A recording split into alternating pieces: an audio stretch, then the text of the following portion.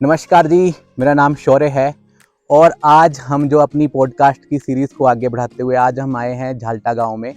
और आज झाल्टा गांव में जब हम विज़िट कर रहे थे तो हमारी मुलाकात हुई एक बहुत ही प्रोग्रेसिव ग्रोअर बीएल जाखटा जी से।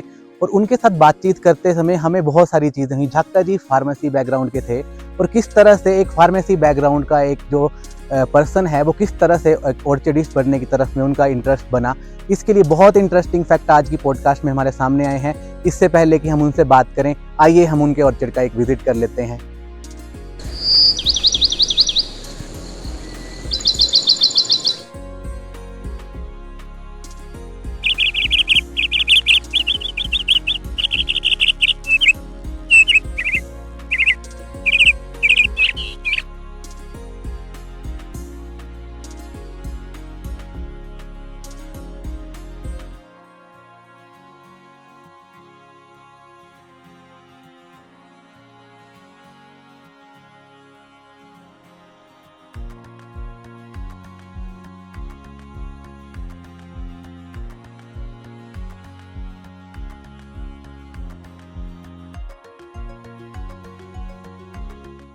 नमस्कार बागवान भाइयों, मेरा नाम शौर्य है और आज हम आए हैं झाल्टा गांव में और हमारे साथ जो हैं हमारे स्पेशल गेस्ट एक प्रोग्रेसिव ग्रोअर वीएल जाखटा जी जुड़े हुए हैं।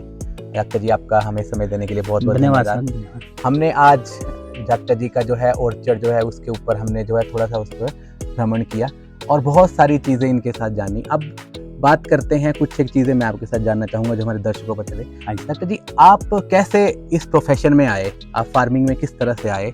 जिस तरह का आपका हमने बैकग्राउंड के बारे में जाना, कैसे आपका इंटरेस्ट बना, थोड़ा सा दर्शकों को बताएंगे आप? Basically sir about my education, हाँ जी। तो वैसे तो मैंने डिप्लोमा इन फार्मेसी है, अच्छा, एमबीए है, बट ये हमारा पुश्तैदी काम है। हमारे पूर्वज, हमारे फादर काफ़ी टाइम मतलब ऑलमोस्ट 40 ईयर से कर ही रहे हैं। बट इन लेटर ऑन जब हमने अपनी एजुकेशन कंप्लीट की तो प्राइवेट सेक्टर में भी जॉब भी किया, फार्मा सेक्टर में भी की।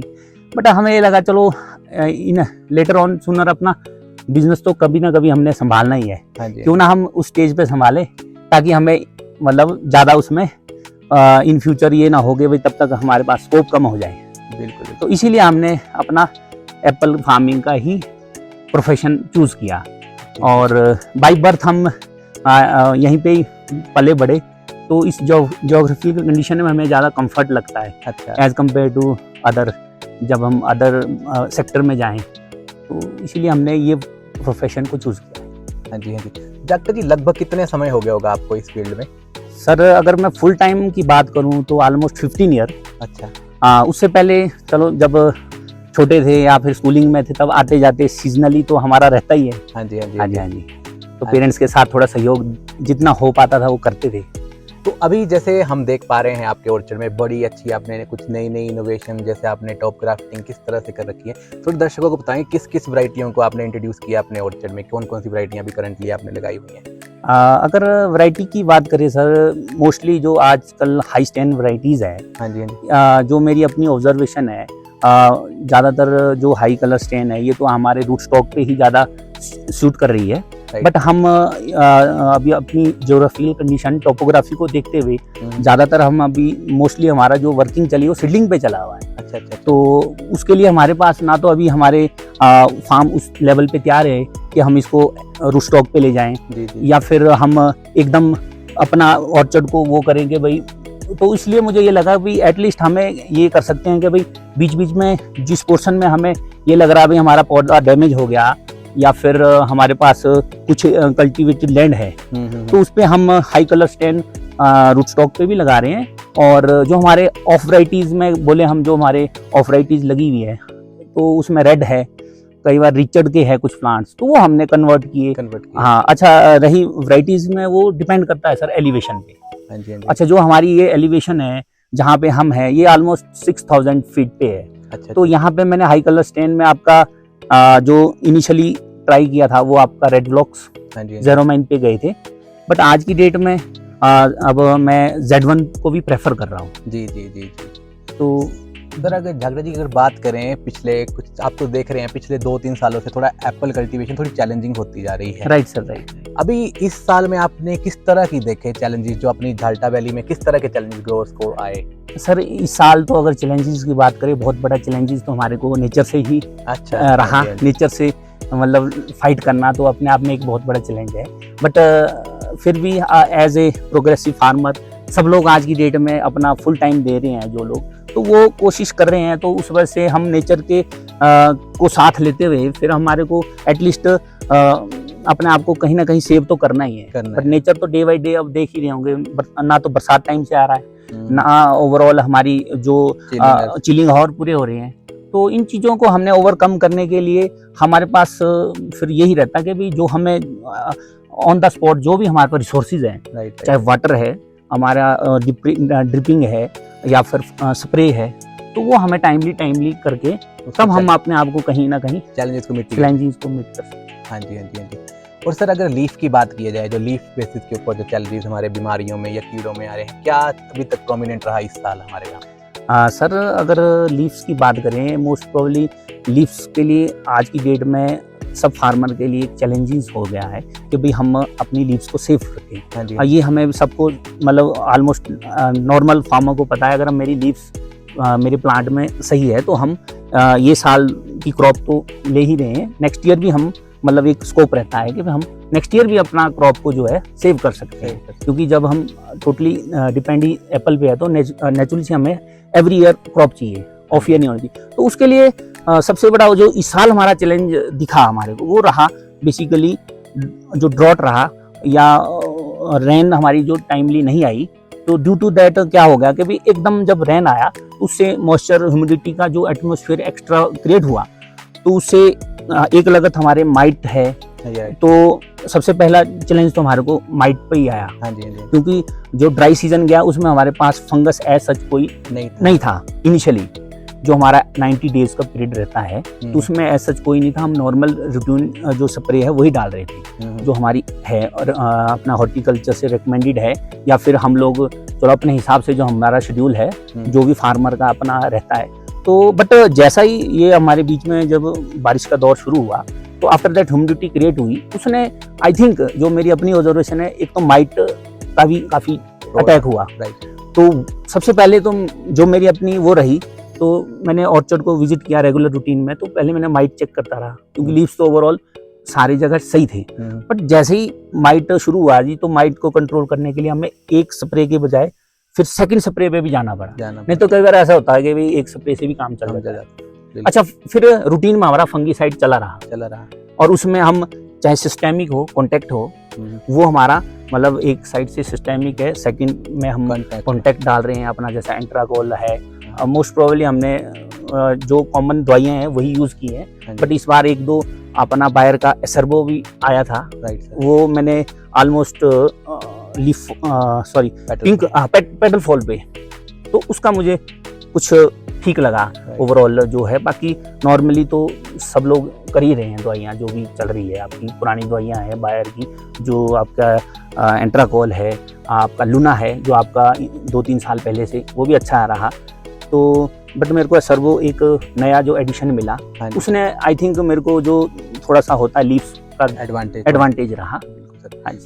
हाँ जी सर, कुछ एक चीज़ आप डिस्कस करना चाहेंगे कि माइट का क्या जो ग्रोअर्स को कंट्रोल नहीं मिल पाया फंगस पे, किस तरह से आपके ऑब्जर्वेशन माइट्स के लिए किस तरह से रिलेटेड है फंगस इन्फेक्शन में? मैं ये कहना चाहूँगा सर, माइट का ऐसा है कि बेसिकली अगर हम फंगीसाइड पे फोकस कर रहे हैं, हाँ जी, अगर हम आपका इंसेक्टिसाइड्स इन द सेंस जो हमारी सुंडियाँ हैं उन पे भी फोकस है, तो मेरा बागवान भाइयों से ये रहेगा एटलीस्ट हम माइट पे भी वैसा ही फोकस रखें, राइट, तभी हमारी फंगीसाइड काम कर पाएगी। अदरवाइज क्या होगा, चाहे हम आपका वो डालें नेटिवो डालें, चाहे हम आपकी लूना डालें, या हम दूसरे कंपनीज के हैं, अरे तब काम करेगी चाहे हम आपकी माइट भी कंट्रोल में रखेंगे। अच्छा, ये ना हो कि हमने फंगीसाइड तो डाल रहे हैं, माइट हमने उसको इग्नोर कर रहे हैं, तो वो नेचुरली हमारा एक टाइम ऐसा होगा जी, जो मैंने ऑब्जर्व किया ज़्यादातर ऑर्चर्ड में, माइट ने और ओवरऑल क्लोरोफिल को या फिर प्लांट की रेजिस्टेंस को वीक कर दिया।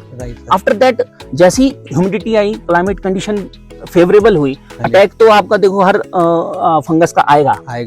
तो ऑर्चर्ड वही बचेगा जिसकी रेजिस्टेंस स्ट्रांग रहेगी। हाँ जी, हाँ जी, वो कब रहेगी? जब उसके अंदर प्रॉपर आपका क्लोरोफिल रहेगा, लीव्स हेल्दी होंगी, बिल्कुल। तब वो उससे फाइट कर पाएगा। अदरवाइज क्या होगा, कोई भी फंगस जैसे ही भी ग्रो होगा वो उस ऑर्चर्ड में जाएगा।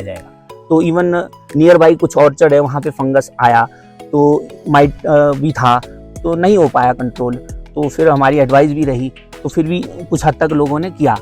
बट मेरा वो जो ऑब्जर्वेशन वो ये आई कि भाई हमें दोनों चीज़ों को पैरेलल वे पे देखना होगा।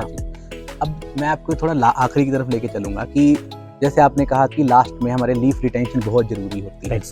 अभी कुछ एक जगहों पे हार्वेस्टिंग फर्स्ट पीकिंग आने वाली है, तो आप क्या चाहते हैं, किस तरह के मॉलिक्यूल्स के ऊपर एक ग्रोवर जाए, जो क्या क्या बेनिफिट मतलब उनको देखने की स्प्रे करने की, लास्ट स्प्रे फंजीसाइड की बात करें तो? अगर हम सर पोस्ट हार्वेस्ट फेज की बात करें, जो आप प्री हार्वेस्ट में हमारे को अब लास्ट स्टेज पे हमारे को लीव्स हेल्दी तो रखने ही है। हाँ जी, और यहाँ पे भी हमें इस स्टेज पे भी हमें माइट पे फिर चेक रखना है। Right sir, right. ये ना हो कि बाबा हमारा हार्वेस्ट पीरियड आ गया जब तो तुरंत नहीं करना है, क्योंकि हार्वेस्ट पीरियड में हमारा 2-3 महीने लेके जाता है, एटलीस्ट 1.5-2 महीना तो है ही है इस एलिवेशन में। अगर हम अबव 6000, 7000 या 8000, 7000 तक ही बात करें तो हमारा वो अक्टूबर तक रहता है।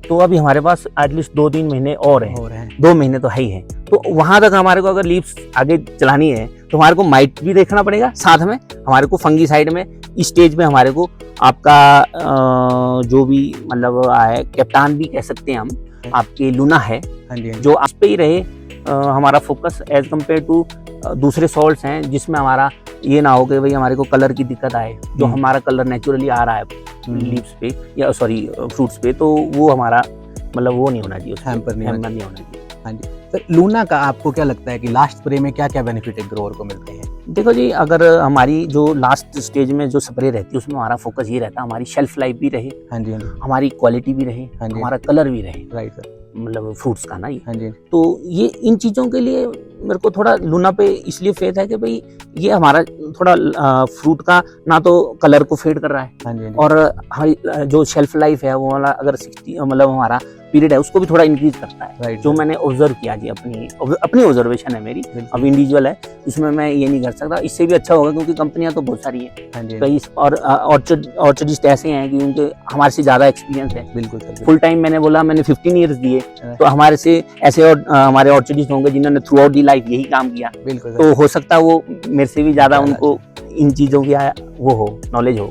अब आखिरी क्वेश्चन मेरा आपके लिए कि बहुत सारे जो यंग बॉयज हैं जो आपकी तरह जो जिन्होंने जॉब छोड़ के उनको फुल टाइम ऑर्चर्डिस्ट बनने के ऊपर आना है, कुछ ऐसा मैसेज जिनसे वो मोटिवेट हों और थोड़ा सा हमारे जो नेक्स्ट जनरेशन है उसका भी इंटरेस्ट बने, आपके अकॉर्डिंग उनके लिए क्या आप कहना चाहिए, कैसे इंटरेस्ट बन सकता है उन लोगों का, क्या चीज़ें उनको फॉलो करनी चाहिए इस चीज़ में? देखिए सर, इंटरेस्ट तो वैसे इंडिविजुअल का अपना ही होता है, जब तक हमारे अंदर सेल्फ मोटिवेशन नहीं आएगी, एटलीस्ट किसी के ऊपर थोप के हम उसको बाई प्रोफेशन उस पर बोले भाई आपको और चीज बनना, तो वो तो डिफिकल्ट है, बिकॉज क्योंकि अब आज की जनरेशन का जो मैं देखा सिनेरियो, बिकॉज हर बंदे का एक अपना ओपिनियन रहता है, क्योंकि वो अब सोशल मीडिया में है और आपका अच्छी स्कूलिंग हो रही है, तो नेचुरल सी बात है उनका थोड़ा एक्सपोजर हमारे से भी कहीं ज़्यादा रहेगा। तो उसको बट ये है कि एटलीस्ट हमें ये जरूर देखना है कि अब अगर हमारे जो हमारी अपनी एक हमारे पास प्लस पॉइंट ये है कि हमारे पास अपने अगर ऑर्चर्ड हैं, हाँ जी, तो एज कम्पेयर टू हम अगर प्राइवेट सेक्टर में जाने की बजाय अगर अच्छा आपको कहीं अच्छा पैकेज मिल रहा है या फिर कोई बहुत बढ़िया वो है तब और बात है, बट नॉर्मली अगर आपको ये लग रहा है भाई प्राइवेट सेक्टर में आपको मतलब ओवरऑल कहा जाता है जी जॉब में तो आदमी थोड़ा उसमें रहता है, तो ये अपना एक ऐसा रहता है भाई फ्रीडम भी रहती है बट चैलेंजेस भी रहते हैं, राइट सर, ठीक है जी। जैसा इस बार का ड्रॉट रहा, हाँ जी, तो ऐसा नहीं है कि भाई हम ये बोले फार्मिंग इतनी ईजी है कि भाई सब लोग आ जाए, जैसे आजकल की नई जनरेशन है जी, देखो आप इतने कंफर्ट जोन में हम अपने बच्चों को रख रहे हैं, तो नेचुरल सी बात है। तो मतलब एज ए फार्मर मैं ये भी कहना चाहूंगा फार्मिंग अच्छा है, इसमें फुल स्कोप है, मतलब आप फुल टाइम भी मांगता है, कर भी सकते हैं, बट हमारे को जो हमारा नेचर जो चेंज हो रहा है डे बाई डे, हमारे को उसके लिए भी प्रिपेयर रहना पड़ेगा, because up and downs are parts of the life, वो यहाँ भी आएंगे, तो एक मतलब एक प्रेशर तो एक टाइम यहाँ भी बिल्ड हो जाता है जब हमारे पास ड्रॉट आ जाएगा। तो मतलब ओवरऑल ये है कि अगर हम हार्ड वर्क एंड करें। डिसिप्लिन, बिल्कुल sir, that is the key right. वो हर जगह फॉलो होगी। तो मतलब यंग जनरेशन को यही रहता है भाई, अगर आपके अंदर एक डिसिप्लिन है, हार्ड वर्किंग आपके अंदर है, तो आई थिंक इससे बेस्ट कोई ऑप्शन नहीं हो सकती। बिल्कुल सर, बाकी तो फिर अपना स्किल है जी। बिल्कुल। Thank you so much doctor ji, हमारे साथ Thank you, जुड़ने sir. के लिए Thank बहुत you. अच्छा लगा आपसे बात करके। धन्यवाद, धन्यवाद।